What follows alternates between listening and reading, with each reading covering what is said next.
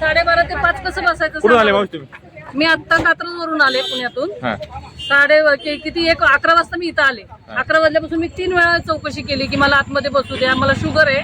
माझी मुलीला घेऊन आले मी. ते म्हणतात आतमध्ये अलाउड नाही. मी म्हणते एवढी झाडं येतं, रिकामी झाडं येतं. बरं सुज्ञ पालक येतं, सुज्ञ मुलं येतं. तुमची झाडं काय आम्ही तोडणार आहे का काय? फक्त बसायचा विषय. आज अवसरी पॉलिटेक्निकला तुम्ही मुलाला घेऊन आले. सीएटीची परीक्षा द्यायला आलेली आहे. इथं सेंटर आहे का सीएटी? हा, सीएटीचं सेंटर आहे. माझ्या मुलीसाठी इथला नंबर लागलेला आहे. हे सरळ मॅनेजमेंटला बोलवून घ्या म्हटलं तर ते मॅनेजमेंटला पण सिक्युरिटीवाले बोलवत नाही येतं. त्याला फोन लावतात, ते माणूस फोन उचलत नाही, कुणी आतमध्ये नाही. सगळं पब्लिक थांबलंय. वयस्कर लोक आले तर कुणी नातवंडांना घेऊन आले.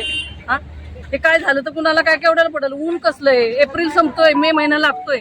मुघलांच्या काळात पण असं नव्हतं. हे या कॉलेजनी लावलेलं आहे. असं कुठं असतं का? तुमची काय अपेक्षा, मागणी काय? आमची अपेक्षा आहे तुमची जी सोय आहे ना, आम्ही जास्त काय अपेक्षा करत नाही. जी झाडं आहेत ना, त्या झाडाखाली तरी आम्हाला एक बसून तरी द्या ना. म्हणजे कॅम्पस मधली झाड? कॅम्पस मधली जागा आहे. त्या जागेला काय आम्ही उचलून नेणार आहे का? फक्त झाडाखाली बसायचं एवढीच अपेक्षा केली आम्ही. दादा नाव काय तुमचं? समाधान गोडगे. मी धाराशिवून आलोय. तर आम्ही सकाळी पहिला पेपरला होतो. 6 वाजल्यापासून आम्ही इथं बाहेरच आहे. आमची काय बसायची सोय नाही वगैरे नाही, काय नाही. तर कॅम्पसच्या आत पुष्कळ झाड आहे. पण त्यांचं म्हणण्याचा उद्देश एवढाच की आमचं मॅनेजमेंटनं परमिशन दिलेलं नाही आत थांबायला, बाहेरच तुम्ही थांबून घ्या. तर हे आम्ही आल्यापासून गाड्या ही आमच्या सगळ्या पार्किंगला रोडवरच आहे. कशाची यांनी काही सोय केलेली नाही. म्हणजे कॉलेज प्रशासनाने जी काही व्यवस्था करायला पाहिजे नव्हती ती केलेली नाही. पाणी नाही, काही नाही. फक्त विद्यार्थी गेले डायरेक्ट आत. आमची अपेक्षा एवढीच होती की कॅम्पसमध्ये पुष्कळ झाड आहेत, तर आम्हाला इथं बाहेर सावलीला बसू द्या. पण त्यांना साफ नकार दिला बसण्यासाठी. तुम्ही इलेक्शनच्या काळात देता ना, इलेक्शनच्या काळात सोय करता का नाही सगळी? मग आता का करत नाही? आम्हाला हे विचारायचंय. आता हे जे शासनाने जे सेंटर दिले त्या परीक्षेसाठी, काय वाटतं यांना पुन्हा हे परीक्षा द्यायलाच नाही पाहिजे? जर कॉलेज प्रशासन जर तुमची सोय देतच नाहीये तर मग तुम्ही कशाला कॉलेजला? सरळ सांगा ना, आमच्या कॉलेजकडून सोय होणार नाही, आमच्याकडे मुलं पाठवू नका. आमची मुलं आम्ही दुसरीकडे पाठवू. एवढं काय गैरसोय होती? गैरसोय होती. पुण्यात एसी हॉल करून दिलं पालकांसाठी. परवा दिवशी एका पालकांनी सांगितलं, म्हणले आम्ही परीक्षेला गेलो तिथे एसी हॉलची सोय होती पालकांसाठी, मुलांसाठी. आता ही मुलं एक बघा तुम्ही, 11 वाजल्यापासून कोणी 10 वाजल्यापासून आलं या, त्यांना एवढा वेळ उन्हात बसवायचं, नंतर ते पेपरला जाणार. काय करणार? पेपरमध्ये काय लिहिणार ही लोक? प्रामुख्याने मागणी अशी सर, की जे काही स्पेसिफिक विद्यार्थी असतात त्यांना 25-30 किलोमीटर मध्येच ती परीक्षा असायला पाहिजे. मी देखील पुण्याहून आलोय. पुण्यात एवढे कॉलेज असताना इकडे का दिले बरं मॅनेजमेंट? त्यांची परिस्थिती आहे ते येऊ शकतात, पण ज्यांची सर्वसामान्य माणसं आहे किंवा एखाद्या मजुरी करत असेल त्यांनी काय इथे येऊन करायचं सांगा तुम्ही? लांबचं सेंटर आहे. तर लांबचं सेंटर आहे. दिल्यानंतर इथं आलेल्या बाहेरून आलेल्या लोकांना निदान सिटिंग व्यवस्था तरी असायला पाहिजे. हवं तर इकडून तर तुम्ही 4 कंपाऊंड टाकायला पाहिजे, इथं बसा म्हणून सांगायला पाहिजे बाबा तुम्हाला काही डाऊट येत असेल तर.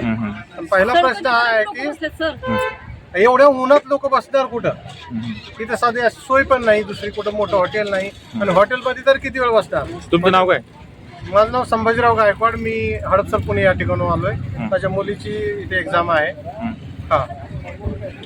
ताई कुठून आली तू? पुणे, कात्रजवरून आली. परीक्षेसाठी आली तू? हो, सीईटीची एक्झाम. काय इथं आल्यानंतर काय तुला अनुभव आला? इथं काहीच सोय नाही दिलेली, बसायची नाही, काय नाही. माझ्या मम्मीला शुगर आहे तरी पण ते काहीच बोलत नाही. आता गेटच्या बाहेर तुम्ही उन्हात किती वेळ उभे आहेत? तेच ना, 11 वाजल्यापासून आलोय. काय अभ्यास करा म्हणलं तर ते पण नाही होते. असं सेंटर असावं का वाटतं का? अजिबात नाही. अजिबात नाही. आता कुठून आले तुम्ही?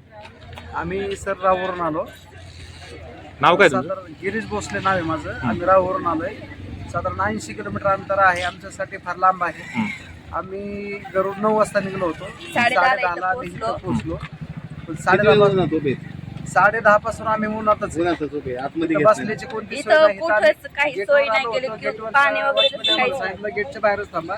12:30च्या शिवाय तुम्हाला आतमध्ये सोडलं जाणार नाही. गेट आतमध्ये जाणं ते विषय झाला सिक्युरिटी सगळा, परंतु सुविधा तरी पाहिजे होत्या काही? सुविधा येतं कसल्याच प्रकारची सुविधा नाहीये. म्हणजे पालकांसाठी किमान सावलीची तरी सुविधा करायला पाहिजे होती.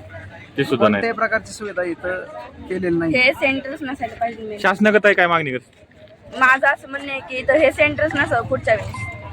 आमची विद्यार्थ्यांची खूप अशी ही केली त्यांनी. पुण्यावरून आलेलो आहे. काय हे सेंटर पुण्यावरून? नाव सांगा तुमचं? सचिन पाटोळे. आता हे माझी मुलगी आहे. काय वाटतं, काय अनुभव आला तुम्हाला झालं?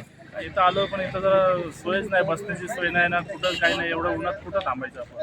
हा, मुलं आतमध्ये गेल्यानंतर आपल्या पालक लोकांचं खूप हाल होतात ना. बरं उन्हात हो, थांबायचं. भर उन्हात थांबायचं, ते आतमध्ये झाडं एवढे आहेत तिथं बसायला पण देत. एवढं मोठं कॅम्पस असताना हो, एवढं लांबून आम्ही येणार, आमच्यापेक्षा पण अजून खूप लांबून लोक येतात, त्यांच्यासाठी तिथं बसण्यासाठी काहीच नाही आहे.